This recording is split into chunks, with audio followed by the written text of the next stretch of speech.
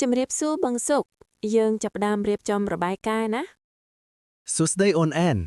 របាយការណ៍អំពីអ្វីដែរអូន ចារបាយការណ៍បង្ហាញផលិតផលថ្មីរបស់ក្រុមហ៊ុនយើង បានហើយ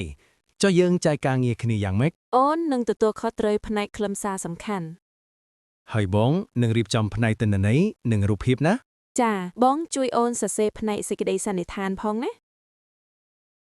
អូខេចុះថ្ងៃផុតកំណត់នៅពេលណា ចាយើងត្រូវបញ្ចប់មុនថ្ងៃសុក្រសប្តាហ៍នេះ អញ្ចឹងមិនសូវមានពេលច្រើនទៀតទេ ចាយើងត្រូវធ្វើប្រញាប់ឲ្យបង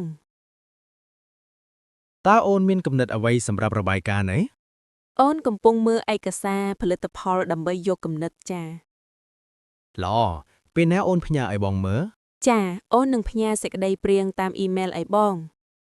កុំភ្លេចចំណុចសំខាន់ៗដែលយើងបាននិយាយគ្នាណា ចាអូននឹងធ្វើឲ្យប្រុងប្រយ័ត្ន បើមានអ្វីពិបាកប្រាប់បងភ្លាមៗណា ចាស្អែកយើងអង្គុយពិភាក្សាបន្តទៀតណាបង អូខេជួបគ្នាស្អែកអូន